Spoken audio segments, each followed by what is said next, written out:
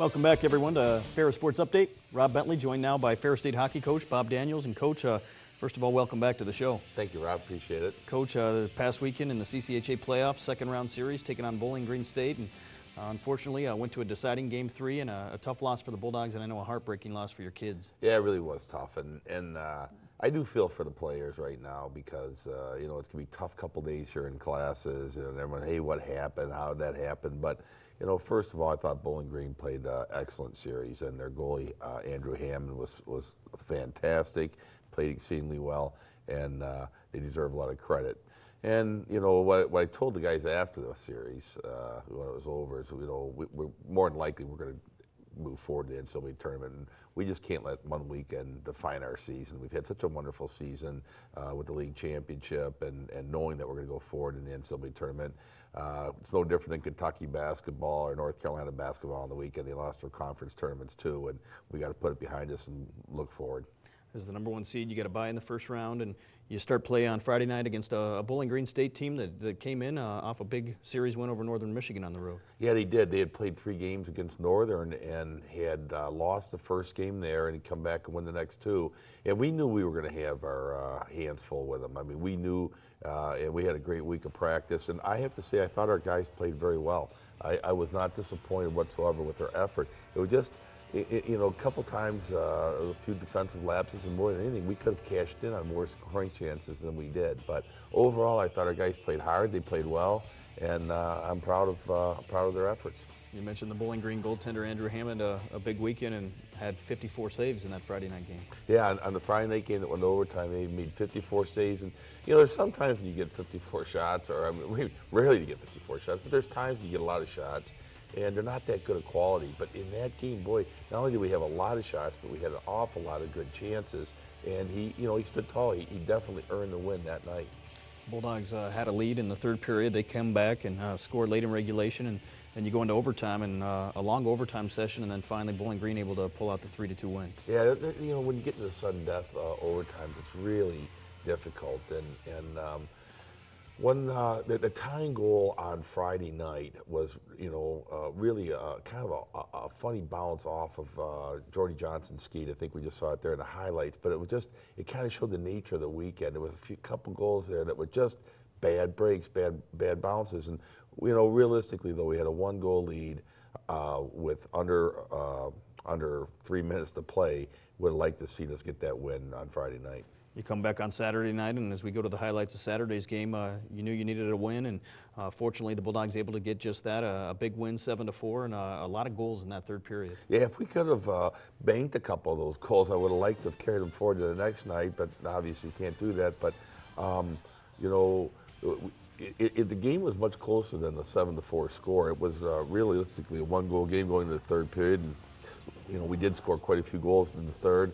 And I think the difference is that the pucks just started going in the net. I mean, the chances we had on Saturday night were no better than really the chances we had on Friday. It just, pucks started going in, and we continued to score. Did you do anything differently following that Friday night game going into Saturday's game? Not really, Rob. You know, we looked, you know, not in terms of anything major. You know, some little face-off adjustments and that sort of thing. I just think, you know, in retrospect too, I think the goaltender got pretty tired. He had faced almost 100 shots in 2 nights, and you can see he's starting to leak oil. He's starting to become tired, and we really thought going into Game 3 that was going to work for us as well. You see some of the crowd and the fans behind in this action, and a great crowd on hand this weekend here to help support the Bulldogs in the playoffs. Yeah, when you consider we played 3 games in 3 nights, we're on spring break, and the crowds that we drew was amazing. And you know, we've had home playoff series a lot in the past, and nowhere near the crowds that we're drawing right now. And I think a lot of the credit goes to John Coles and his staff for doing a lot of great advertising, and you can see too, a lot of people have caught the fever, you know, and that's good. It's exciting when you're winning. You tend to bring the fans in. That sets up with the Bulldog win on Saturday, deciding Game 3, and another great matchup between Ferris State and Bowling Green. And unfortunately, you lose the Sunday game in overtime, but a great game nonetheless for the fans to watch. It was a great game. I know the outcome wasn't what our fans would have wanted, and certainly it wasn't what the players and the coaching staff had wanted. But you know, we jumped out to a 3-goal lead in the first, and I thought, we got tentative after that. Just in parts of the second, we had some chances to, even the first and even partway through the second, we had some chances to increase our lead. After they scored their first goal, we had a breakaway within 11 seconds of that, maybe even within 5 seconds of that goal. Jordy Johnson was in all alone. I thought had he converted there on that breakaway opportunity, that would have taken the wind right out of their sails. That would have been over. But we could never get that fourth goal, and you could kind of feel we went into the third period up 3-1, and you could kind of, you're just like, oh God, don't, one bad break, and we had turnover at our blue line and led to their second goal, and it just. It felt like we were trying to hold on too much and maybe not we're as aggressive as we could have been.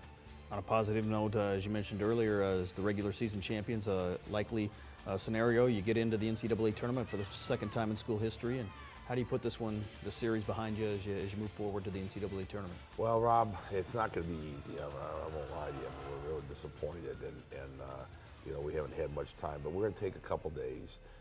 And then all of a sudden, come Wednesday, Thursday, we're going to start. We'll be back on the ice.